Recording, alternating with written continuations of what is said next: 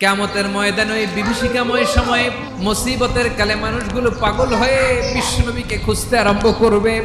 সবাই মিলে বিশ্বনবীর কাছে যেয়ে বলবে, ইয়া রাহমাতাল লিল আলামিন, দেখেন আমাদের কি অবস্থা, আজকে কেউ সুপারিশ করতে পারবে না। সব নবীরা অপারগতা স্বীকার করেছে, তারা বলেছে আপনি ছাড়া কেউ নাকি আল্লাহর সামনে দাঁড়াতে পারবেন না, আপনি একটু সুপারিশ করেন। বিশ্বনবী মাকামে মাহমুদে যে আল্লাহু আকবার বলে সিজদায় লুটিয়ে পড়বেন। আল্লাহ রাব্বুল আলামিন বিশ্বনবীকে এমন কিছু চমৎকার শব্দ শিখাবেন, ওই শব্দগুলো দিয়ে আল্লাহর প্রশংসা করে বিশ্বনবী কাঁদতে আরম্ভ করবেন। রব্বুল আলামিন এই দৃশ্য থেকে সহ্য করতে পারবেন না। রব্বুল আলামিন বলবেন, ইয়া মুহাম্মদ ইরফা রাসা, ও নবী আপনি মাথা তোলেন, যা চাবেন তাই দেব। ওয়াশফা তুশাফা, যার জন্য সুপারিশ করবেন তার সুপারিশ কবুল করে নেব।